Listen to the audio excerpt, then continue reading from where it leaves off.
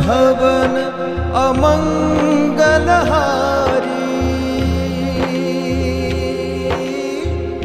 द्रवहु सुदशरथ अजिर बिहारी। राम सिया राम जय जय राम, राम सिया राम जय जय राम। हरि अनंत हरि कथा अनंता, कहहि सुनहि बहुविधि सब संता। राम सिया राम जय जय राम, राम सिया राम जय जय राम।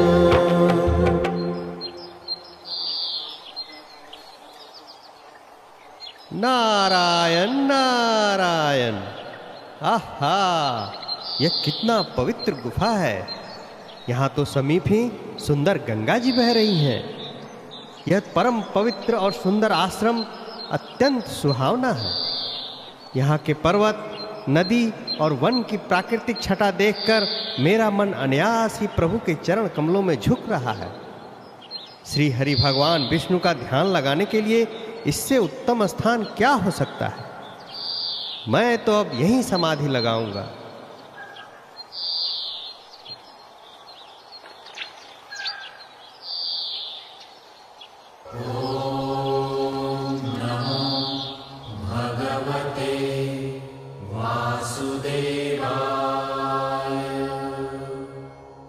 मुनि गति देखी सुरेश डराना, काम ही बोली किन्ह सनमाना। अरे यह क्या, नारद मुनि ने क्यों समाधि लगा ली?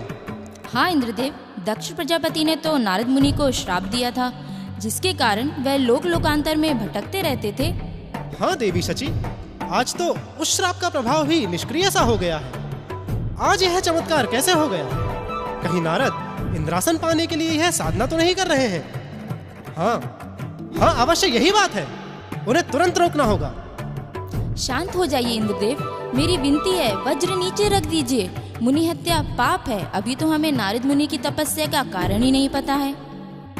देवी शची, आपको नारद की तपस्या में इंद्रलोक का कोई हित नहीं दिख रहा है।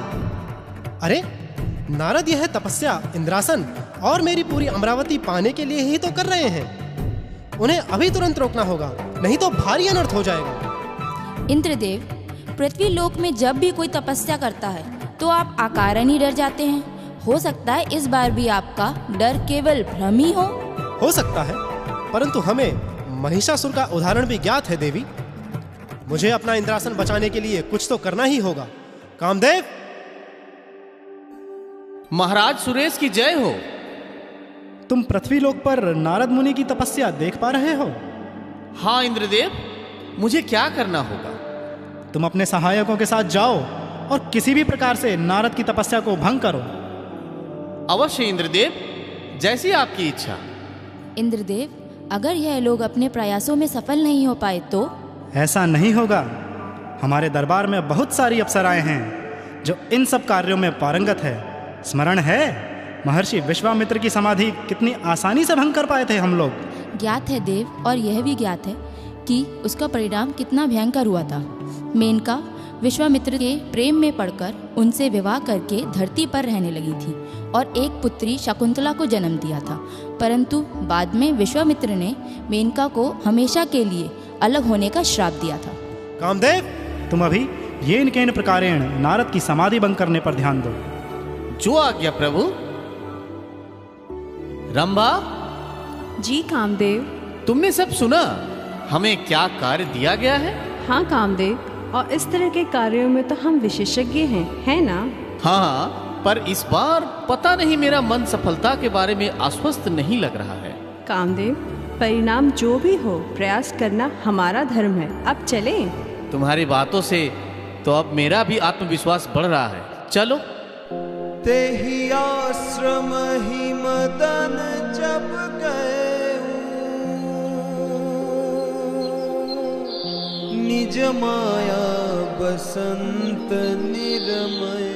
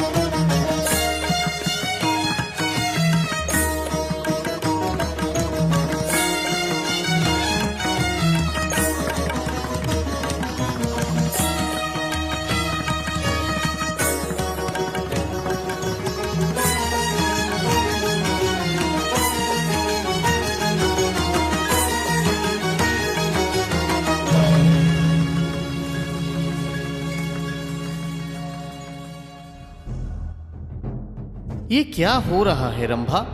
हमारे सारे प्रयास व्यर्थ साबित हो रहे हैं। लगता है इस बार नारद मुनि कुछ ज्यादा ही सघन साधना में व्यस्त हैं। इससे पहले कि मुनि तपस्या पूरी कर हमें श्राप दें, हमें इनसे क्षमा प्रार्थना कर लेनी चाहिए। उत्तम विचार है कामदेव। क्षमा मुनिवर, हमसे भारी भूल हुई है, कृपया क्षमा करें। अरे कामदेव और रंभा, तुम लोग यहाँ क्या कर रहे हो? हम आपके अपराधी हैं मुनिवर। हमने इंद्र के आदेश पर आपकी तपस्या भंग करने की कोशिश की है। मैंने काम और मोह पर विजय प्राप्त कर लिया है कामदेव। अब तुमसे मुझे कोई डर नहीं। अब तुम लोग मेरे विचारों को तनिक भी प्रभावित नहीं कर सकते। ऐसा ही प्रतीत होता है गुरुदेव। आपने अपने विकट साधना से ये उपलब्धि पाई है। आपकी जय हो। हमें क्षमा करें मुनिवर। हमने तुम्हें क्षमा किया कामदेव। जाकर उस डरपोक इंद्र से कहना कि हमें उसके इंद्रासन का कोई लालच नहीं है। हम तो सिर्फ ब्रह्म सुख के लिए तपस्या कर रहे हैं। अवश्य मुनिवर, प्रणाम।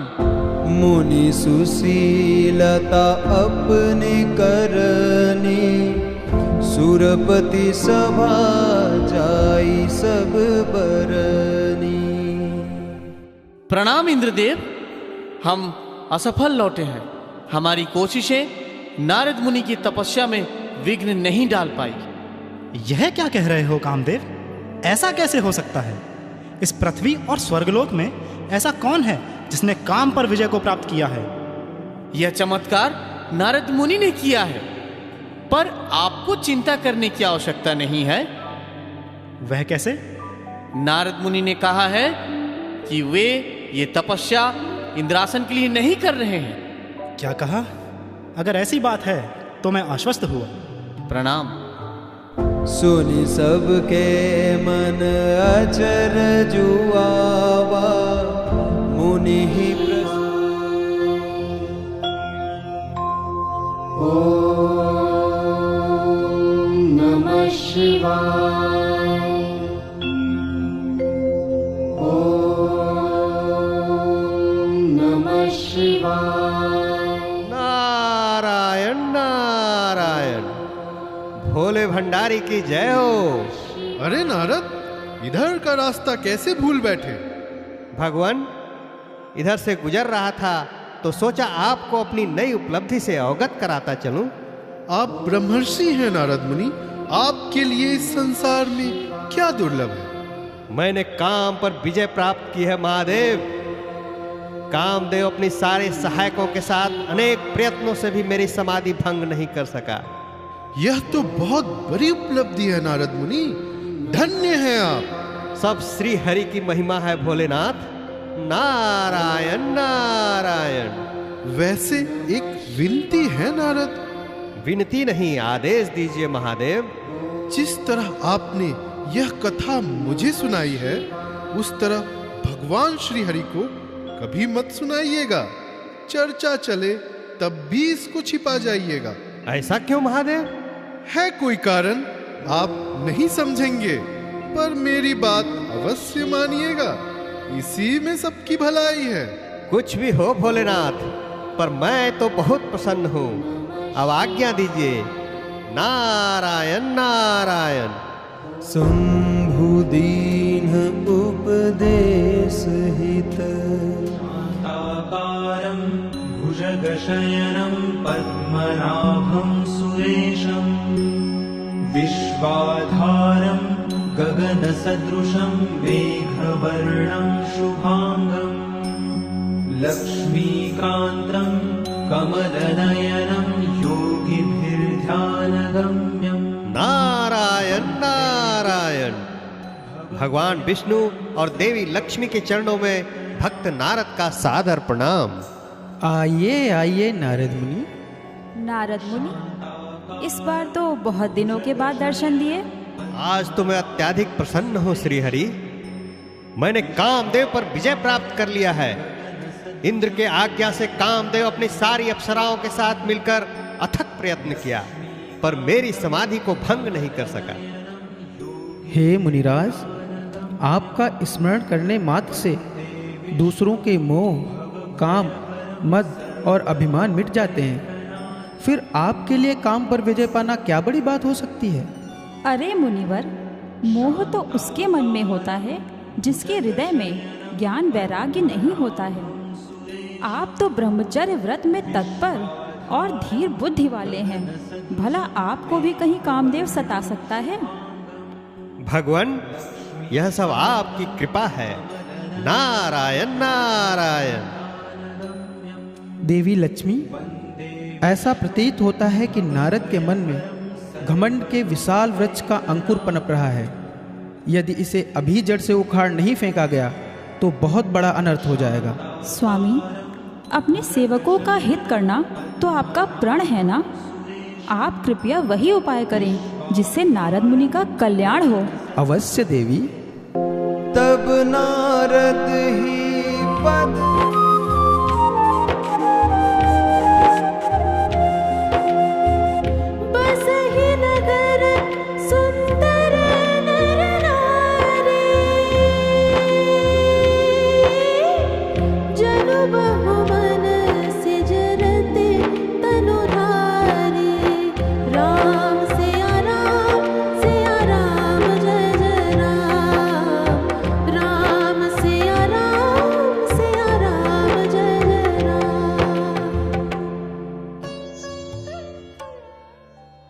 नारद मुनि के चरणों में शील निधि का कोटिशः प्रणाम। नारायण नारायण। प्रणाम मुनिवर। हमारे राज्य और हमारे महल में आपका हार्दिक स्वागत है। चिरंजीवी भव। महाराज, हमारा सौभाग्य है कि आप बहुत उपयुक्त अवसर पर पधारे हैं। यह हमारी पुत्री विश्व मोहिनी है। प्रणाम मुनिवर। सौभाग्यवती भव। हे मुनिवर, हमने अपनी पुत्री के विवाह हेतु उपयुक्त वर ढूंढने के लिए यह स्वयंवर आयोजित किया है, जिसके लिए ये सारे राजागण यहाँ पधारे हैं। आपसे निवेदन है कि हमारी पुत्री का हाथ देखकर और अपने हृदय में विचार कर इसका गुण, दोष और भविष्य के बारे में बताइए। अवश्य महारानी। देखी रूप मुनि बिरति बिसारी, बड़ी बाग लगी रहे निहारी। क्या हुआ मुनिवर? आप देखे जा रहे हैं, कुछ बता क्यों नहीं रहे हैं? मेरी पुत्री का विवाह कहाँ होगा? वह विवाहोपरांत सुखी तो रहेगी ना? अरे यह क्या? इस कन्या का चरित्र तो सब प्रकार से अति उत्तम है। यह तो गुणों की भंडार है। जो इस कन्या से ब्याह करेगा वो अमर हो जाएगा और रणभूमि में उसे कोई नहीं जीत सकेगा। यह शील निधि की कन्या जिसको वरेगी, इस संसार के सारे चर अचर जीव उसकी सेवा करेंगे। महाराज, किस सोच में पड़ गए? मुझे तो अत्यधिक चिंता हो रही है। कोई अशुभ बात तो नहीं? नहीं नहीं महारानी, ऐसी कोई बात नहीं। आपकी पुत्री तो हर प्रकार से सुलक्षणा है। वह जहां भी जाएगी ऐश्वर्य ही लाएगी। धन्यवाद मुनिवर, आपने हमारी चिंता हर ली। अब आज्ञा दीजिए। नारायण नारायण। प्रणाम मुनिवर। सुता सुलक्षण कही नृप पाहि, नारद चले सोच मन माही। करो जाई सोई जतन बिचारी, जेहि प्रकार मोहे बर कुमारी। अब तो मुझे वही उपाय करने होंगे जिससे यह कन्या मुझे ही वरे। इस समय तो जब तब से कुछ नहीं हो सकता। हे विधाता, मुझे यह कन्या किस तरह मिलेगी? अगर मुझे सुंदर और शोभायमान रूप मिल जाए तो राजकुमारी रीझ कर अवश्य मेरे गले में जयमाल डालेगी। क्या करूं, क्या करूं? क्यों न भगवान श्री हरि से सुंदरता मांग लूं? पर उनके पास जाने में तो बहुत देर हो जाएगी। किंतु श्री हरि के समान हित चिंतक मेरा कोई नहीं है। इसलिए इस समय वही मेरी सहायता कर सकते हैं। कहते हैं ना कि हृदय से प्रार्थना करने से भगवान कहीं भी प्रकट हो जाते हैं। हे लीलामय भगवान प्रकट हो। हे लीलामय कृपालु भगवान प्रकट हो। हे भगवान प्रकट हो। क्या बात है नारद मुनि, अत्यधिक चिंतित प्रतीत हो रहे हैं। बात क्या है? श्री हरि, आपको तो सब ज्ञात ही है। हे नाथ, कृपा करके मेरी सहायता कीजिए। आप मुझे अपना सुंदर रूप दे दीजिए जिससे मेरा विवाह शील निधि की कन्या विश्व मोहिनी से हो जाए और किसी तरीके से मैं उस कन्या को नहीं पा सकता। हे नाथ, मैं आपका दास हूं। जिस तरह मेरा हित हो अतिशीघ्र वही उपाय करें। हे नारद सुनिए, जिस प्रकार आपका परम हित होगा हम वही करेंगे। मेरा वचन कभी मिथ्या नहीं होता। जिस प्रकार रोग से व्याकुल रोगी कुपथ्य मांगता है पर वैद्य उसे नहीं देता, उसी प्रकार जिससे आपका परम कल्याण हो मैंने वही करने की ठान ली है।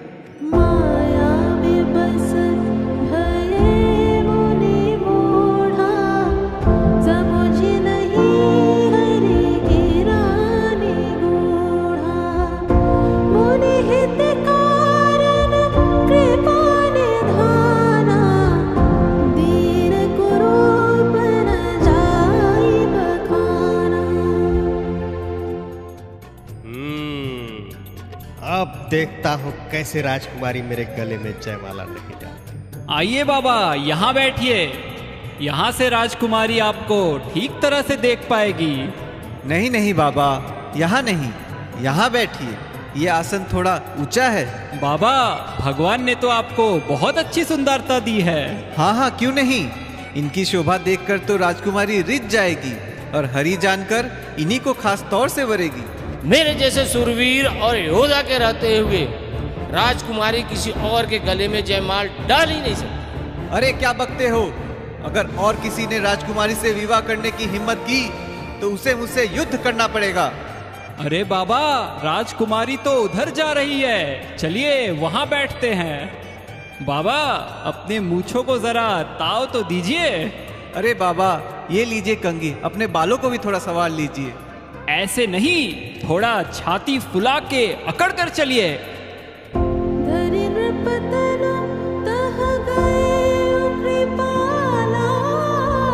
हो राम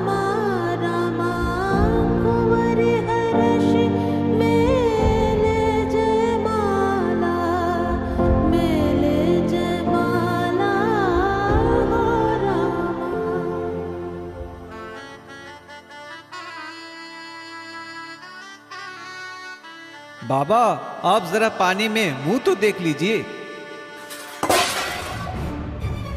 हो निशाचर जाय तुम, कपटी पापी दो, हंसऊ हमई सोले फल, बहुरी हंसे मुनि को। तुम दोनों कपटी और पापी हो। तुमने हमारी इतनी हंसी कराई, अब उसका फल पाओ। मैं तुम्हें श्राप देता हूं कि तुम दोनों जाकर राक्षस हो जाओ। अब फिर किसी मुनि की हंसी मत कराना।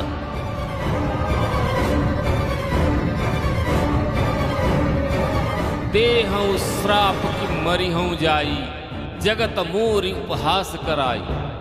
मैं अभी भगवान श्री हरि के पास जाकर या तो उन्हें भी श्राप दूंगा या स्वयं प्राण दे दूंगा। उन्होंने जगत में मेरी इतनी हंसी कराई। हे नारद मुनि, इस तरह व्याकुल होकर कहाँ चले? आपको मैंने अपना सबसे बड़ा हितैषी समझा था, पर आप तो मेरे सबसे बड़े शत्रु निकले। आप कभी दूसरों की संपदा नहीं देख सकते। आपके अंदर बहुत ईर्ष्या और कपट भरा है। समुद्र मंथन के समय भी आपने असुरों को मदिरा और शिव जी को विष देकर स्वयं लक्ष्मी और सुंदर कौस्तुभ मणि ले ली। आप बड़े धोखेबाज, कपटी और मतलबी हैं। परम स्वतंत्र न सिर पर कोई, भावई मनई करहु तुम सोई। आपके ऊपर तो कोई है ही नहीं। इससे स्वतंत्र होकर जब जो भाता है वही करते हैं। हृदय में हर्ष विषाद लाए बिना भले को बुरा और बुरे को भला कर देते हैं। सबको ठक ठक कर परख गए हैं और अत्यंत निडर हो गए। अब तक किसी ने आपका विरोध नहीं किया था, पर अब आपने मेरे जैसे मुनि से छेड़खानी की है। अब आपको अपने किए का फल अवश्य मिलेगा। मैं आपको श्राप देता हूं कि जिस मनुष्य शरीर को धारण कर आपने मुझे ठगा है, आपको भी वही शरीर धारण करना पड़े। आपने हमारा रूप बंदर सा बना दिया था, इससे बंदर ही आपकी सहायता करेंगे। मैं जिस स्त्री को इतना चाहता था, उससे मेरा वियोग कराकर आपने मेरा बड़ा हित किया है। इससे आप भी स्त्री के वियोग में दुखी होंगे। आपका शाप सिर माथे नारद मुनि। जिस भी उपाय से आपका क्रोध दूर हो, मैं वह सब करने को तैयार हूं।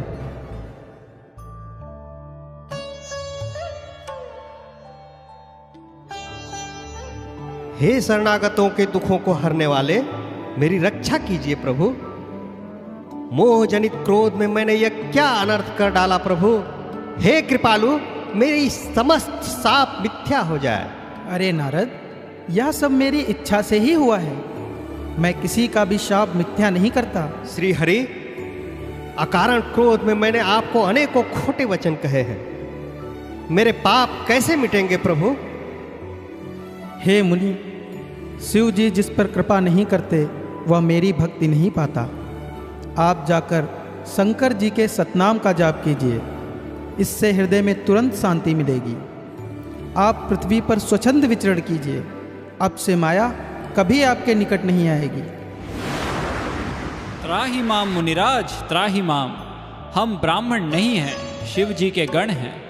हमने बड़ा अपराध किया है, जिसका फल हमने पा लिया। हे कृपालु, अब हमारा भी श्राप दूर करने की कृपा कीजिए।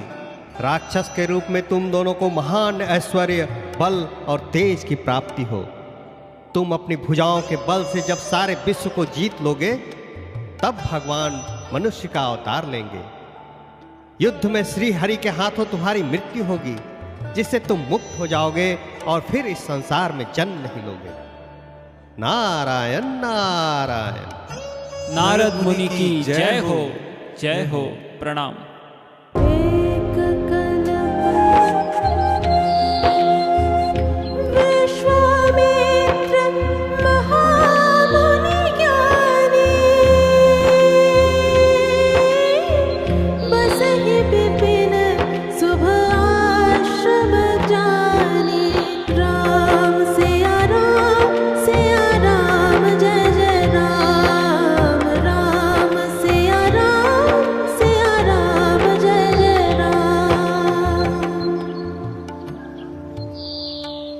शिष्य मधुछंदा, सुश्रुत, अष्टक।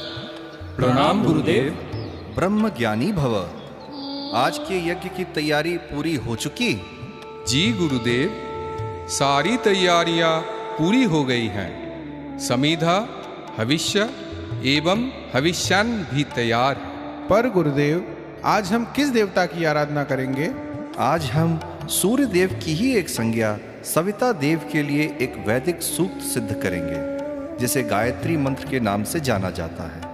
मेरे द्वारा ऋग्वेद में रचित 18 मंत्रों में यह सबसे शक्तिशाली मंत्र है। इस वेद ऋचा के नियमित पठन पाठन से मानव का परम कल्याण होगा और उसकी सारी मनोकामनाएं पूरी होंगी। परंतु सूर्य देव की ही आराधना क्यों गुरुदेव? हम तो पृथ्वी, वायु, अग्नि या जल की भी साधना कर सकते हैं। क्योंकि सूर्य देव की ऊर्जा पर ही सारा विश्व टिका है।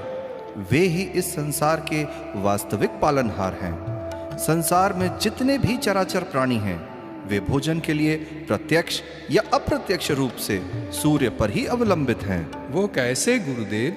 क्योंकि सूर्य किरणों में निहित ऊर्जा को ही पौधे ग्रहण करके प्रकाश संश्लेषण विधि से भोजन बनाते हैं, जो सारे प्राणियों के जीवन का मौलिक आधार है। किंतु बहुत से मांसाहारी वंचर तो घास या फल नहीं खाते। वे भी अप्रत्यक्ष रूप से पौधों पर ही आश्रित हैं, क्योंकि शाकाहारी जानवर जो मांसाहारी जानवरों के भोजन हैं, वे तो पेड़ पौधों पर ही निर्भर हैं। और तो और सूर्य किरणों की ऊष्मा से ही यह पृथ्वी मानव एवं अन्य प्राणियों के रहने लायक तापमान बनाए रखती है। जल को तरल अवस्था में ही मानव उपयोग में लाया जा सकता है। उसमें भी भास्कर की रश्मियों का ही हाथ है। यहाँ तक कि पृथ्वी के वायुमंडल को भी अपना अस्तित्व बनाए रखने के लिए दिनकर की जरूरत पड़ती है। आश्चर्य है गुरुदेव, इस तरह से तो सूर्यदेव पृथ्वी पर जीवन के आधार स्तंभ हैं। हमें उनकी स्तुति अवश्य करनी चाहिए। अवश्य। तो आओ हम सब मिलकर गायत्री मंत्र का ध्यान करते हैं। ओम भूर्भुवस्वः तत्सवितुर्वरेण्यं भर्गो देवस्य धीमहि धियो यो नः प्रचोदयात्। सुश्रुत, गायत्री मंत्र का सरल भाषा में विश्लेषण जो मैंने पिछली बार बताया था, वह याद है या भूल गए? याद है गुरुदेव। सुनिए, उस प्राण स्वरूप, दुख नाशक, सुख स्वरूप, श्रेष्ठ, तेजस्वी, पाप नाशक, देव स्वरूप परमात्मा को हम अपनी अंतरात्मा में धारण करें। वो परमात्मा हमारी बुद्धि को सन्मार्ग में प्रेरित करे। बहुत अच्छे। अब हम लोग सामूहिक जाप करेंगे।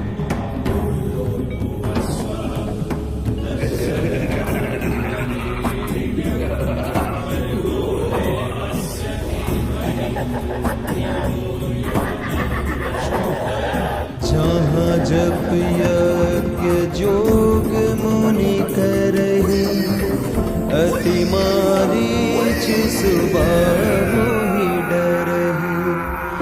देखत यज्ञ निशाचर धावहि, करहि उपद्रव मुनि दुख पावहि।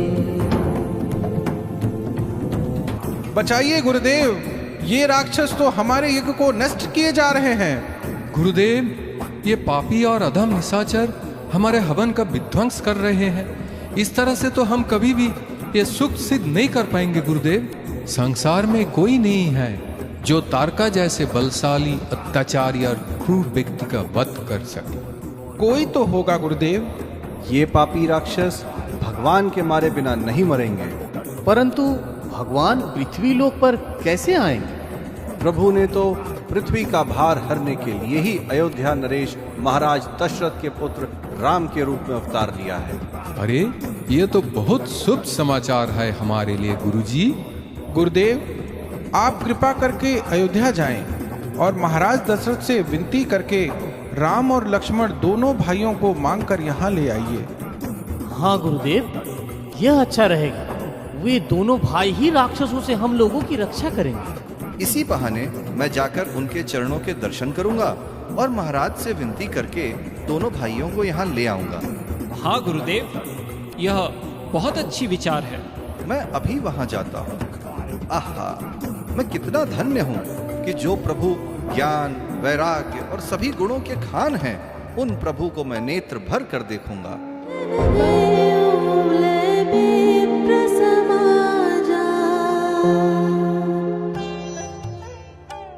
महर्षि विश्वामित्र के चरणों में दास दशरथ का प्रणाम। विजयी भव राजन।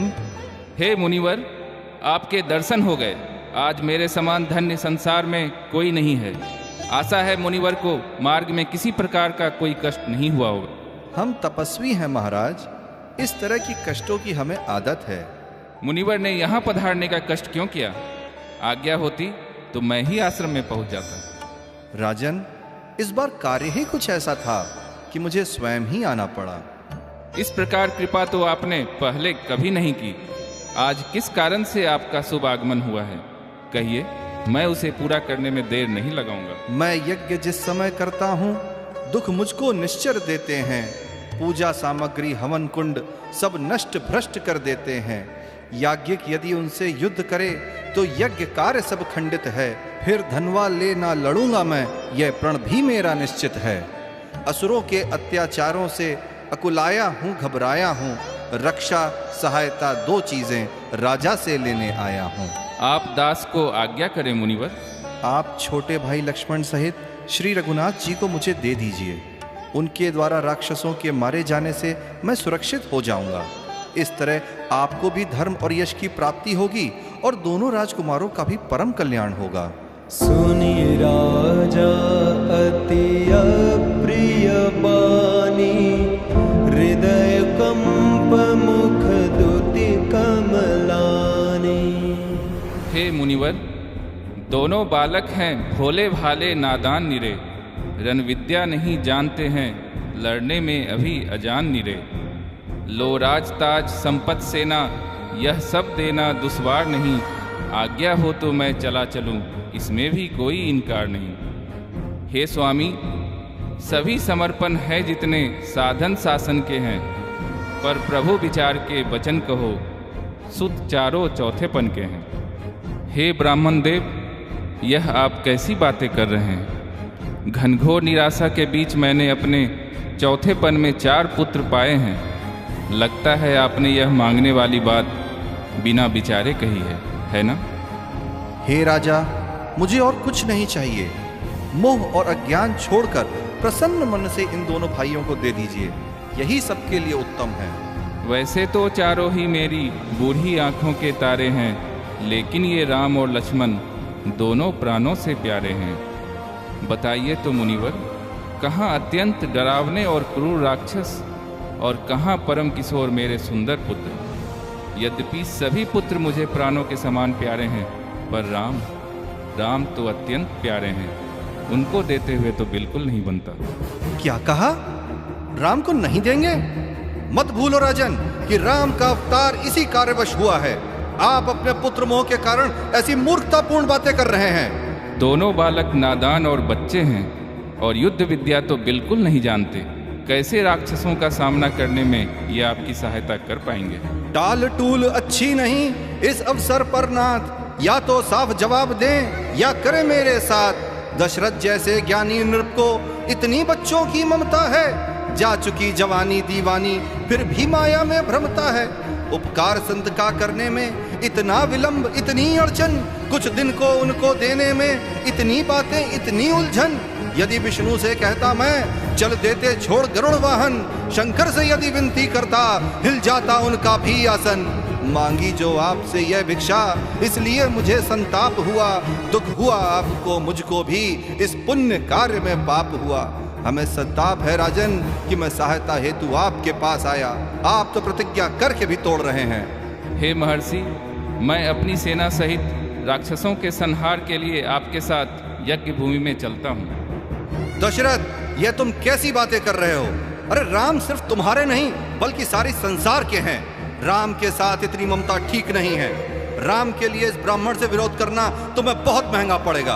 अरे ब्राह्मण के कोप से तो बड़े बड़े नहीं बच पाए हैं। कपिल के कोपे तो भस्म भय सगर सूत, गौतम के कोपे तो इंद्र भग पायो है। कोपे दुर्वासा यदुवंशीन के नाशकीन है। कोपे अगस्त मुनि समुद्र सुखायो है। कोपे ऋषि श्रृंगी परीक्षित को शापती नहीं। कोटि जतन कीन्हो काटी वाही सर्प खायो है।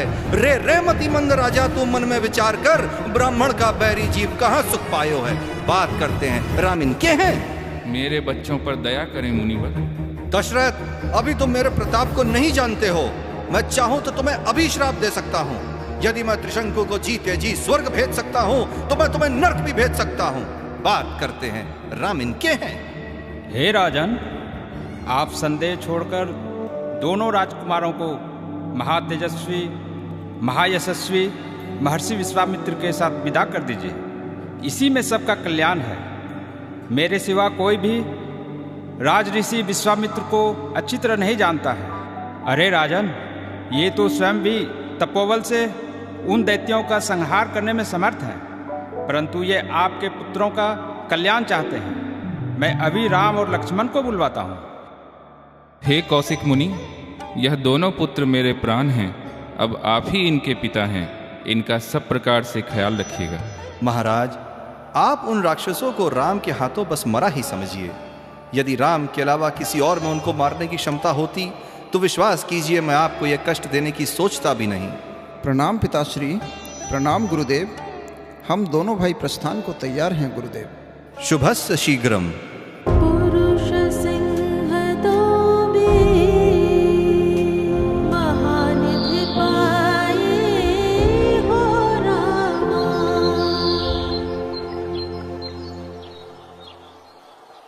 आइए श्री राम, बक्सर स्थित हमारा यज्ञ भूमि अब बस आने ही वाला है।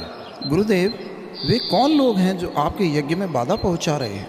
ताड़का नाम की एक बहुत ही भयानक और बलवान राक्षसी और उसके मारीच और सुबाहु नाम के 2 पुत्र हमेशा हमारे जप तप और यज्ञ में बाधाएं खड़ी करते रहते हैं। आपको इनका वध करना ही होगा श्री राम। परंतु ऋषियों के साथ इनकी शत्रुता क्यों है गुरुदेव? ताड़का सुकेत यक्ष की पुत्री है, जिसका विवाह सुंद नामक राक्षस से हुआ था। परंतु ताड़का तो नारी है गुरुदेव। ताड़का एक द्वेषपूर्ण वीरता के साथ है। वह अत्याचारी है। ऐसे क्रूर व्यक्ति का वध केवल आपके जैसे दृढ़ वीरता वाला व्यक्ति ही कर सकता है। ऐसी नारी को मारने में शर्म या करुणा महसूस न करें। एक राजा के ऊपर समाज के सभी 4 श्रेणियों की रक्षा करने की जिम्मेदारी होती है, जिसमें विफल होना एक ब्राह्मण और एक गाय की हत्या के समान पाप है। गुरुदेव, मेरे पिता के निर्देशानुसार मुझ पर हर परिस्थिति में आपकी रक्षा करने की जिम्मेदारी है। मैं लोगों, गायों और ब्राह्मणों की रक्षा के लिए ताड़का को खत्म कर दूंगा। आप बिल्कुल चिंता न करें गुरुदेव। यह हमारा परम सौभाग्य है कि हम आप जैसे विद्वान ब्राह्मणों के काम आ रहे हैं। चले जात मुनि दीन दिखाई, सुनि ताड़का क्रोध करि धाई। अरे वह देखिए श्री राम, वही राक्षसी ताड़का है।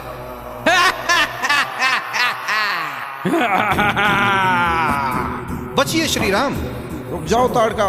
क्यों रुकूं? और तुम कौन हो मुझे रोकने वाले? मैं अयोध्या का राजकुमार राम हूँ और विश्वामित्र मुनि के यज्ञ की रक्षा के हेतु आया हूँ। सुना है तुम्हारे बारे में राम, पर तुम तो मर्यादा पुरुषोत्तम हो। स्त्रियों पर हाथ नहीं उठाते हो। मुझे कैसे रोकोगे? मैं पिता की आज्ञा से बंधा हूँ। जो भी यज्ञ विध्वंस करने आएगा उसे मेरे बाणों का सामना करना होगा। मेरा यक्ष पुत्र मारीच बहुत नटखट था, जिसे अगस्त ने शाप देकर राक्षस बना दिया। क्या अपराध था मेरा पुत्र का? यही ना कि वो नटखट और चंचल था। बच्चे की चंचलता गलत है। तुम्हारे धनुष बाण तब कहाँ थे राम, जब मेरा मासूम पुत्र मारीच पर अत्याचार हुआ? जब मेरा पति सून ने इसका विरोध किया तो अगस्त ने उसे भी भस्म कर दिया। क्या अपराध था मेरा पति का, जिन्हें ऐसा दंड दिया गया? तुम्हारे शौर्य तब कहाँ था राम? तुम अनुचित कर रही हो ताड़का। गलत तो मेरे साथ हुआ है राम। क्या अधिकार था अगस्त को मेरा पुत्र के राक्षस बनाने की? मुझ जैसे सुंदर यक्ष कन्या को अगस्त द्वारा साप देकर कुरूप बना दिया गया। मेरा रूप, मेरा यौवन, मेरा रेशमी केश, मेरी मखमली आवाज सब मुझसे छीन लिया गया। तुम्हारा न्याय तब कहाँ था? इन प्रश्नों के उत्तर है तुम्हारे पास राम? मैं मानता हूँ कि तुम्हारे साथ अन्याय हुआ है, परंतु इसका अर्थ यह कदापि नहीं हुआ कि तुम ऋषियों के यज्ञ का नाश करो। मुझे देखो राम, मैं ऐसे नहीं थी। मुझसे सुंदर स्त्री इस दुनिया में कोई नहीं था। क्या अपराध था मेरा? यही ना कि मैं संकट में अपने पति के साथ खड़ी थी। क्या एक असहाय स्त्री के सुंदरता के नष्ट करके अगस्त द्वारा उसे राक्षस बनाना गलत नहीं है राम? यदि ये गलत नहीं है तो ऋषियों के यज्ञ का विध्वंस भी गलत नहीं है। अन्याय का उत्तर अन्याय से नहीं दिया जा सकता ताड़का। मेरे साथ अन्याय नहीं, अत्याचार हुआ है राम, और अपने परिवार के प्रति हुए अन्याय के प्रतिशोध मैं लेकर रहूंगी। मेरा जीवित रहते हुए कोई भी मुनि इस तड़का वन में यज्ञ नहीं कर पाएगा। फिर तो तुम्हें मुझसे युद्ध करना पड़ेगा। तुम्हें जो उचित लगे करो राम, मुझे जो उचित लगता है मैं करूंगी। मेरा ये 1000 हाथियों के बल वाला शरीर कब काम आएगा?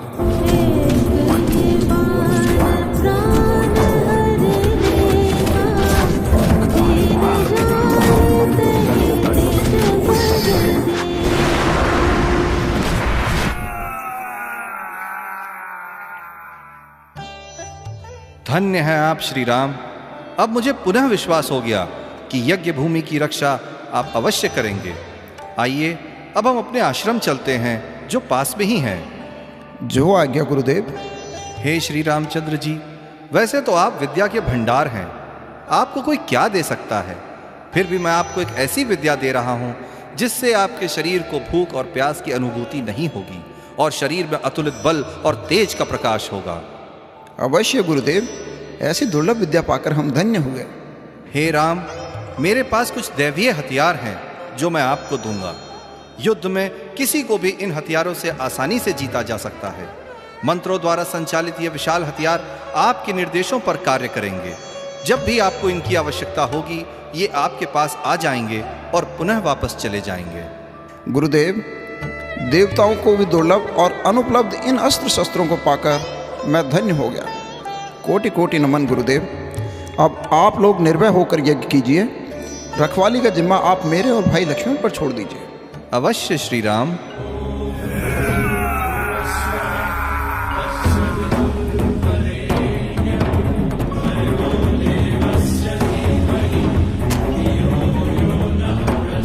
अरे ओ तुच्छ मानव, मेरी माता का वध करके तू अपने आप को बहुत सूरवीर समझता है। यदि हिम्मत है तो मुझसे युद्ध कर। दुष्ट मारीच, अपने अधर्मपूर्ण कर्मों का फल भोगने के लिए तैयार हो जा। तेरी मृत्यु का समय अभी नहीं आया है, इसलिए मैं तुझे बिना फल के बाण मारूंगा, जिसे तू 100 योजन दूर दक्षिण में समुद्र तट पर जाकर गिरेगा। नीच मानव, मेरी माँ और भाइयों की मौत का बदला मैं तुम्हें दोनों भाइयों को मार कर चुकाऊंगा। मेरी बाण से बचो। अरे अधम सुबाहु, ऋषियों के यज्ञ का विध्वंस करके तू अपने आप को बड़ा बलवान समझता है। ये ले, भाई के अग्नि बाण से बच।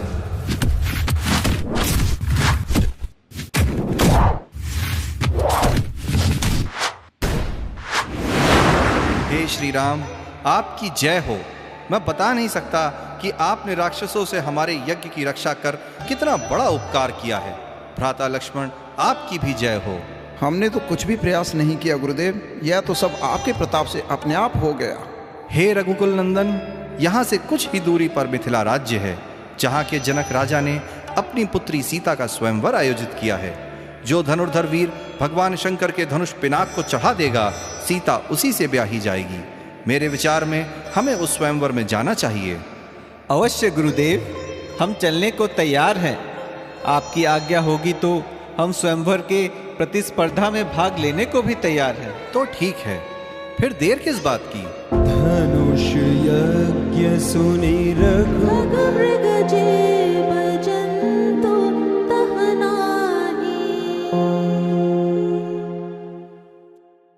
यह निर्जन आश्रम कैसा है गुरुदेव? यहाँ तो कोई पशु पक्षी और जीव जंतु भी नहीं है। प्राचीन काल में यह महान ऋषि गौतम का आश्रम हुआ करता था। यह हर प्रकार से सुरम्य तथा रमणीक था। यहाँ सदैव वेदों की ऋचाएं गुंजायमान रहती थीं। सैकड़ों विद्यार्थी वेदाभ्यास करते रहते थे। अनेक प्रकार के पशु पक्षियों के कलरव से यहाँ निरंतर चहल पहल रहती थी। तो यह आश्रम उजाड़ कैसे हो गया? और ये पत्थर की शिला कैसी हो गुरुदेव? ऐसा प्रतीत होता है कि कोई साध्वी लंबी तपस्या में लीन हो। आपने सही पहचाना राम। यह शिला गौतम मुनि की पत्नी अहिल्या है, जो शापवश पत्थर की देह धारण कर लंबे समय से आपकी प्रतीक्षा कर रही है।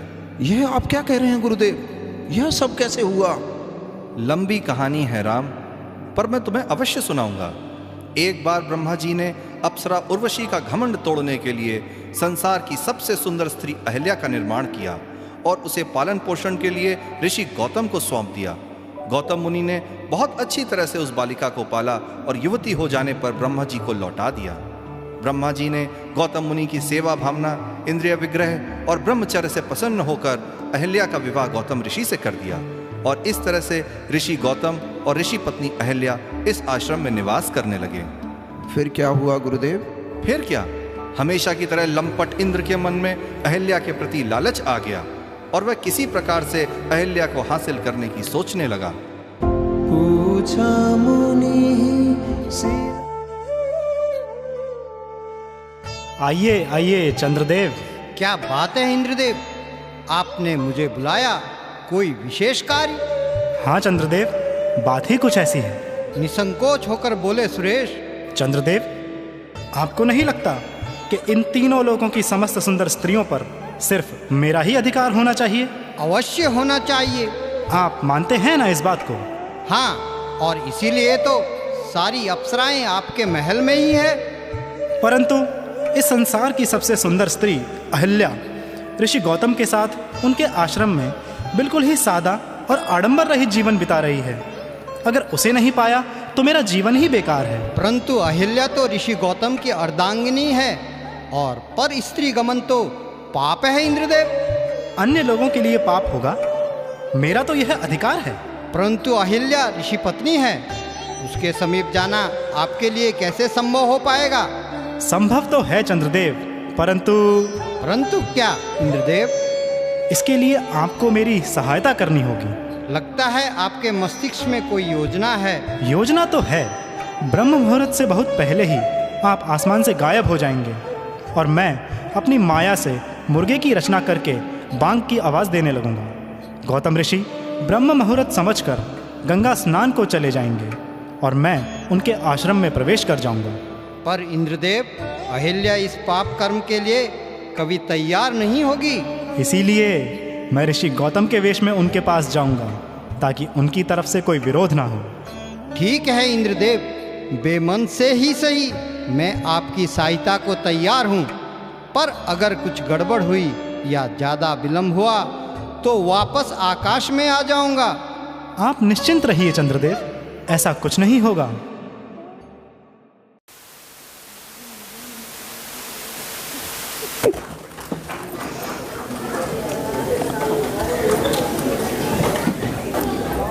लंपट इंद्र ने योजना तो अच्छी बना ली, पर उसे अमल में लाते वक्त क्या कॉम्प्लिकेशंस पैदा होते हैं ये भी देख लेते हैं।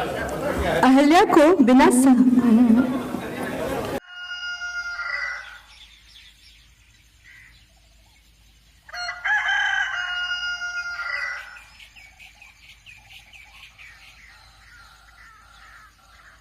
अरे, आज रात्रि इतनी शीघ्र बीत गई और भोर हो गई कि पता ही नहीं चला।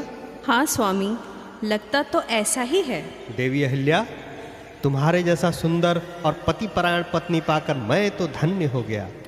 मुझे खेद है कि मैं इस आश्रम में तुम्हें कोई सुख नहीं दे सका। स्वामी, मैं अत्यंत प्रसन्न और सुखी हूँ। मैं तो आश्रम के निर्मल और सुरम्य वातावरण में शास्त्रों के अध्ययन और मनन में अत्यंत संतोष का अनुभव करती हूँ। यह आश्रम इतना रमणीक है, यहाँ इतने जीव जंतु, पशु पक्षी और पेड़ पौधे हैं, यहाँ किसका मन नहीं लगेगा भला? पर वैवाहिक जीवन के गृहस्थ सुख से तुम अभी तक वंचित हो अहिल्या। मुझे इसकी तनिक भी परवाह नहीं है स्वामी। पहले आप जो सुख सिद्ध कर रहे हैं वो हो जाए, फिर सोचेंगे। तुमने तो मेरे मन की बात कह दी। ठीक है देवी, मैं गंगा स्नान को जाता हूँ।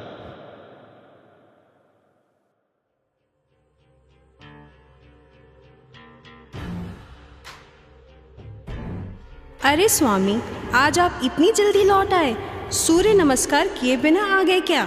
देवी अहिल्या, गंगा स्नान के दौरान मुझे तुम्हारे मुखचंद्र का ध्यान हुआ है। मुझे आभास हुआ कि इसके दर्शन के बिना सभी पूजाओं का फल बेकार है। स्वामी, ये आज आप कैसी बहकी बहकी बातें कर रहे हैं? ठीक ही तो कह रहा हूँ। तनिक सोच कर देखो, मैंने तुम्हें कभी गृहस्थ सुख दिया ही नहीं। आज मुझे मत रोको। परंतु इस मुहूर्त में तो यह सब वर्जित है ना? आज कोई वर्जना मान्य नहीं है देवी। आज तो सिर्फ मैं और तुम एक पति और पत्नी के रूप में हैं। आज आपका आचरण बहुत बदला बदला लग रहा है देव। यह बदलाव तो बहुत पहले ही हो जाना चाहिए था। अब मुझे अपने सर्वांग सुंदरी पत्नी के लिए एक अच्छा पति बनकर दिखाना है। मुझे कुछ अजीब सा लग रहा है स्वामी, आप ठीक तो है ना? ठीक तो मैं अब हुआ हूँ देवी। तुम इस तरह से संदेह और संशय करती रहोगी तो रात बीत जाएगी। आओ अब विलंब ना करें। स्वामी, मैं तो एक स्त्री हूँ, ऊपर से आपकी अर्धांगिनी। आपकी इच्छाओं का मान रखना ही मेरा पुनीत कर्तव्य है। आपकी जैसी इच्छा स्वामी।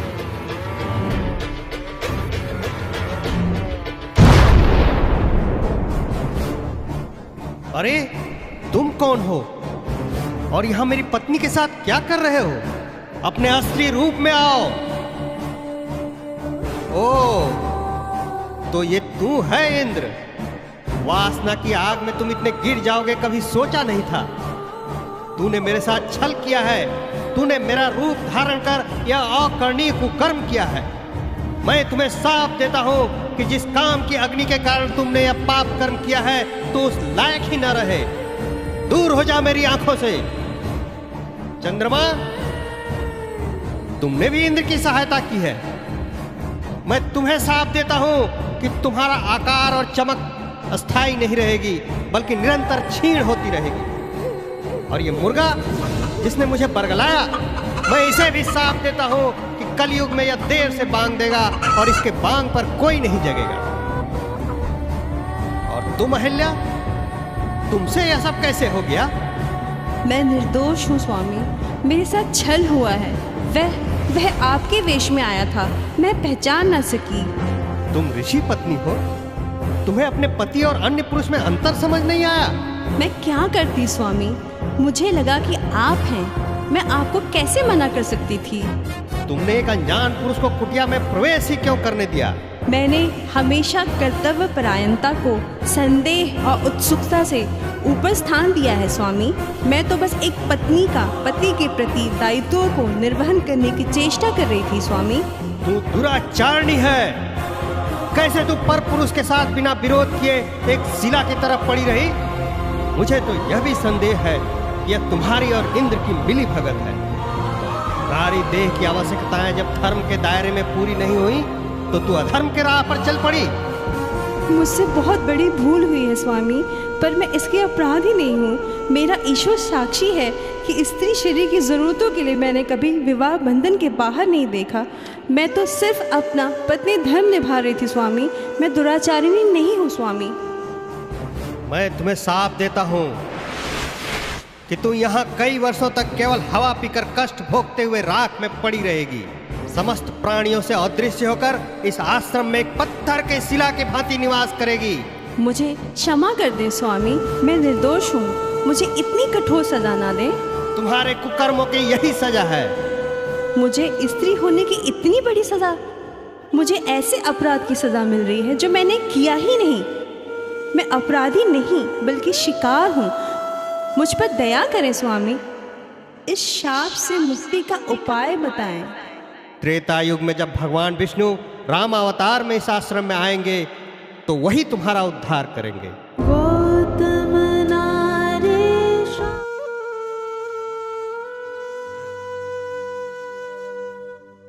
हे राम, कभी गौतम तीय थी, अब शिला शाप की मारी है। सबसे उपराम हुई है यह आकांक्षा एक तुम्हारी है। इस पाप प्रपीड़ित पथरी को पदरज का चेतन चूरन दो। यह पतिता है पावन पद दो, जीवन अमृत को सजीवन दो। बहुत समय से देवी अहिल्या तुम्हारी प्रतीक्षा कर रही हैं राम, इनका उद्धार करो। अवश्य गुरुदेव। पर सत पद पावन शोक निसावन, प्रगट भई तप पुंज सही।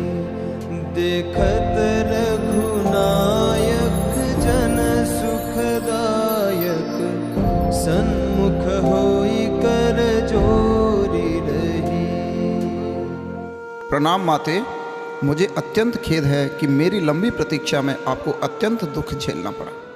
आप धन्य हैं श्री राम, आपके दर्शन पाकर आज मैं शाप मुक्त हो गई। मैं नारी पावन प्रभु जग पावन, राम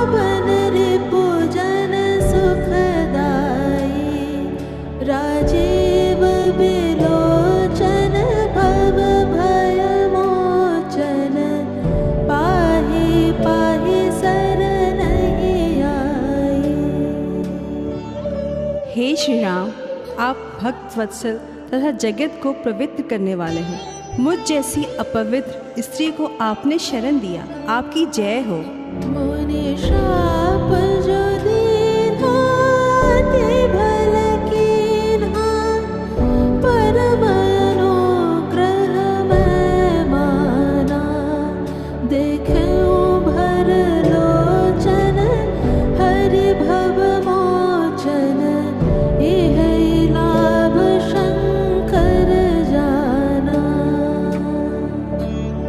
अब मुझे लगता है कि मुनि ने मुझे जो शाप दिया सो अच्छा ही किया, जिसके कारण मैं आप जैसे संसार से मुक्ति दिलाने वाले भगवान को साक्षात इन नेत्रों से देख पाई। यही बात सिधारे गौतम नारे, बार बार हर चरण परे। जो अति मन भावा, सो बरु पावा, गए पति लोक आनंद भरे। हे प्रभु श्री राम, आप इसी तरह से जगत का कल्याण करते रहिए। हर्ष प्रभु दीन बंधु हरि, कारण रहित दया। तुलसीदास सठते ही मनो, छाड़ी कपट जंजाल।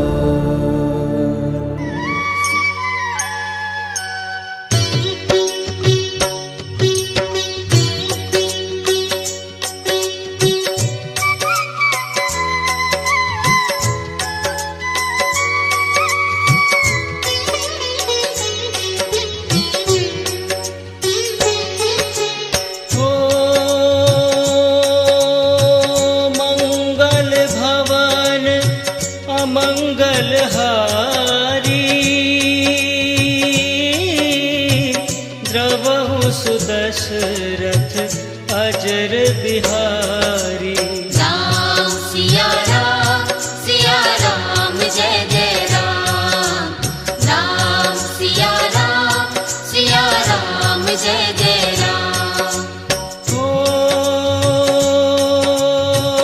हरि अनंत हरि कथानंता,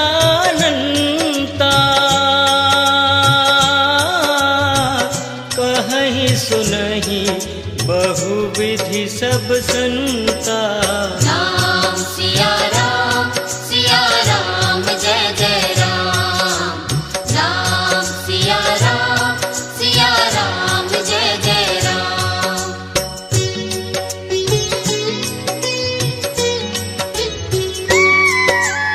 ओ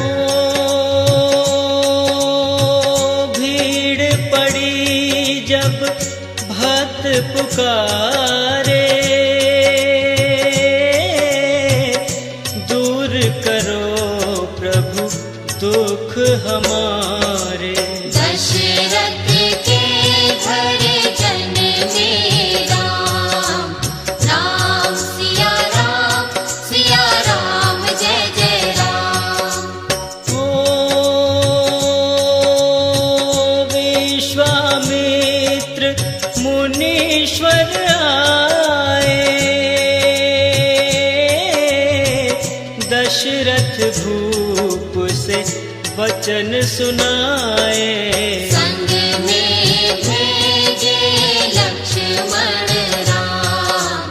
राम सिया राम जय जय राम।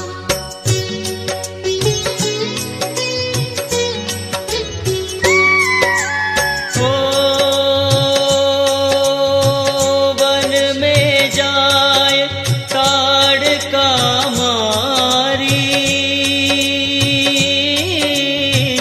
चरण छुआए अहिल्या तारी।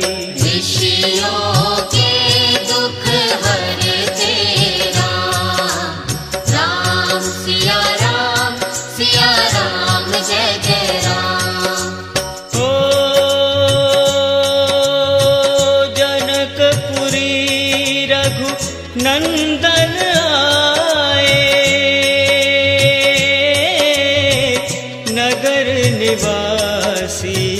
दर्शन पाए।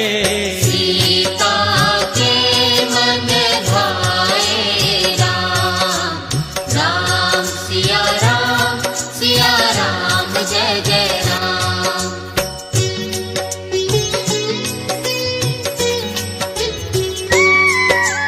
ओ रघुनंदन ने धनुष चढ़ाया, सब राजों का मान घटाया। सीता ने वर पाए राम, राम सिया राम जय जय राम। ओ परशुराम क्रोधित हो